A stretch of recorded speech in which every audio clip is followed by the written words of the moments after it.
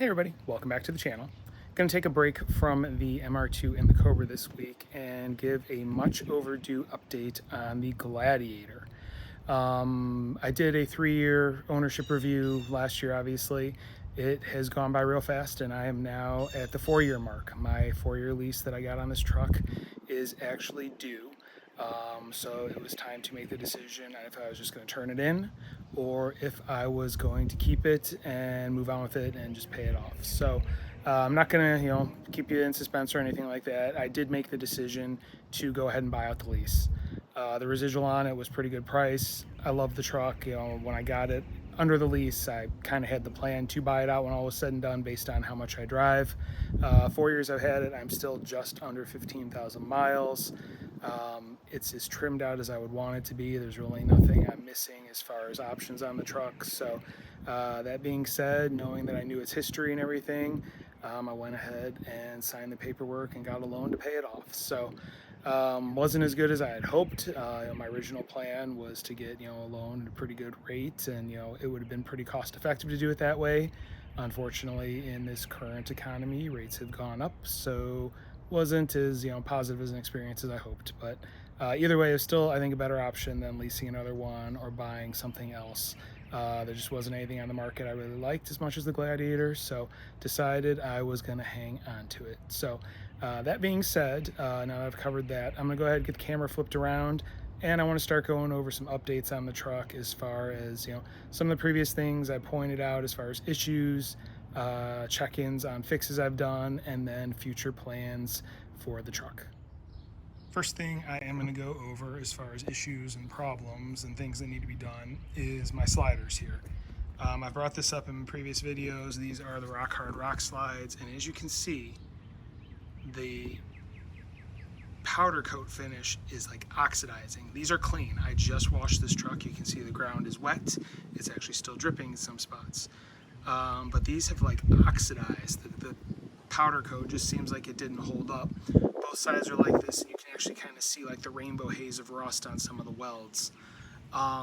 These were bought during the COVID period, so I don't know if that had anything to do with it. I know you hear horror stories of parts that were produced then are just not the same quality. So I'm guessing maybe that had something to do with it. But either way, I'm pretty sure what I'm going to do with these is pull them off, grind them down, with not grind them down, but hit them with a wire wheel on a drill, get all this old finish off, and then use some sort of bed liner, like spray bed liner or something like that to cover them. I think that'll hold up pretty well and take care of the issue as far as the finish on these goes. Not really happy about it, but what are you gonna do? I mean, it is what it is. These are aftermarket steel parts, and they tend to do this. It happens with bumpers, and it happened with these. But they're pretty pricey. Not really happy that this happened, but something that will be in an upcoming video. Next thing, and this is a new one. This is a 4-year-old truck that sits outside, and I am starting to get the ever so common oxidizing of the plastics. You can see my cowl panel there starting to turn white. The hood vents aren't so bad. The handles and the mirrors are getting it a little bit, but they're also already scratched up from going off-roading.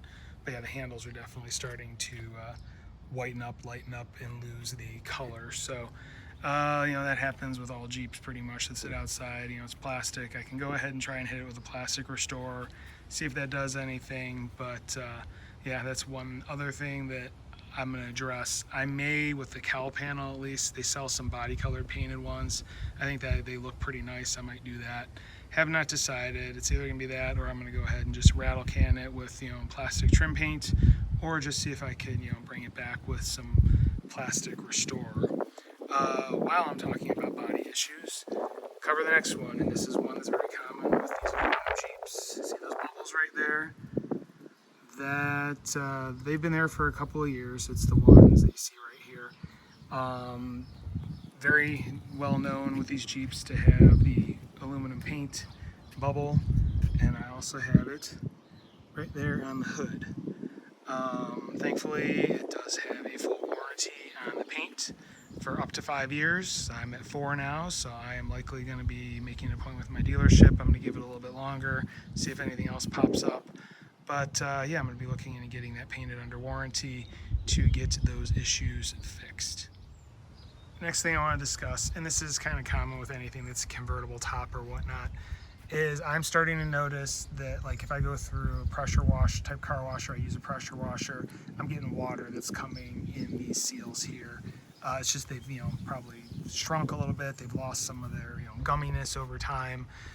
So just something to keep an eye on. If you go through a car wash, I use a touch-free laser wash all the time. And yeah, when I go through there, I normally have to towel up some water. It'll come running down and be sitting like down here on the floor where the seatbelt mounts. Sometimes it also will come through the window seal. But yeah, it's basically anywhere you have like these foam seals that seem to be like the foam just doesn't hold up over time. It just loses its springiness or whatnot, and can cause some leaking. So something to think about and keep an eye on as far as common leaks over time. Next on the list is an update from a repair from last year, and that is the rear window leak. These things with the hardtops are very well known for having the rear windows start leaking. It's basically the plastic frame gets a little micro cracks in it. My guess is from freezing. That's what it seems to be like. It's it'll be good. Like if you followed along, I had this window replaced after it started leaking after a couple of years. After the first winter of having it replaced, it was leaking again. So I went ahead and did the vacuum hose mod. Silicone vacuum hose wedged in the frame. So here it is after 1 year. I have not touched it since I put it in that video. It has been fine. It has held up great. It hasn't moved, it hasn't popped out, and it hasn't leaked at all.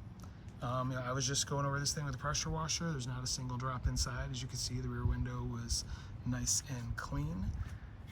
No spots of water or anything like that. So yeah, that is a good fix for like $6 for the roll of vacuum hose. That does the job, and it's better than taking it to Jeep and having your top damaged like they did to mine.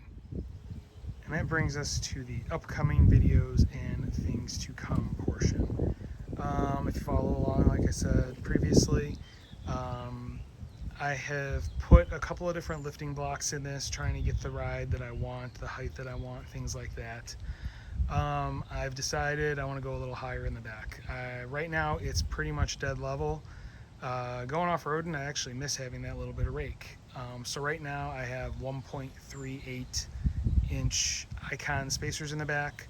I went ahead and got 2 inches from Extreme Terrain.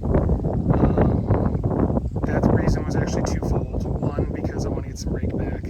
Two, I went ahead and ordered Bilstein shocks for this.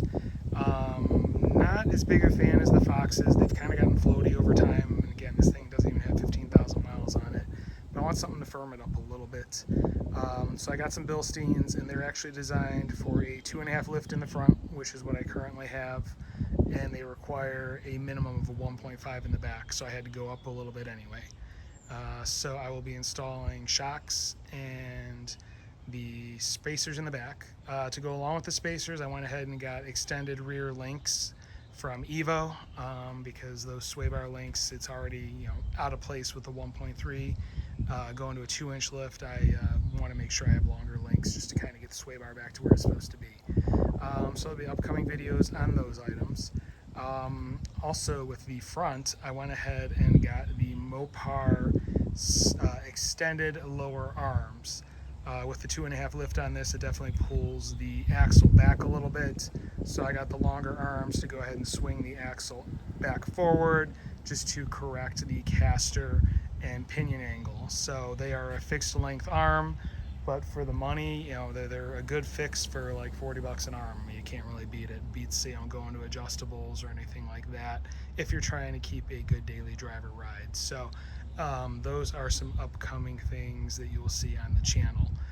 As I previously said, I'm also going to be pulling off the step rails, refinishing those, redoing them. With those, I'm also going to address the rear Rubicon sliders, because I did previously cover these in POR 15, and you can see it's peeling and just didn't hold up, which I was afraid because of the UV that would happen, and sure enough it did. So whatever I do with the side rails, I'm going to do the same to those. Pretty sure it'll be some sort of bed liner that will be used on them, out of a rattle can, maybe Raptor or something like that. Have to see what, the hold up, like how well they'll hold up and what the prep is, things like that. And lastly, on my to-do list for this year is with the front end. Actually, it was last November, I went ahead and bought a winch and winch mount around like the after Thanksgiving sale time. I just haven't gotten around to installing them yet, but those are sitting in my garage in boxes, so I will be having some videos on installing those. I have the steel bumper, as you can see, so they are, it's the Quadratech mount designed for a steel bumper. And then the winch, I actually got it from Walmart because a bunch of my guys around here that I wheel with have the same winch. It's held up well, and it's pretty affordable price-wise. So have that, and we'll be doing a video on that installation in the near future. So that's it. That is my 4-year update. Nothing too crazy, but I'm going to continue to do things with this truck. Now that I officially do own it and it's no longer a lease, I can be a little bit more aggressive with what I do. So there will probably be more stuff down the road. It's just, bit by bit.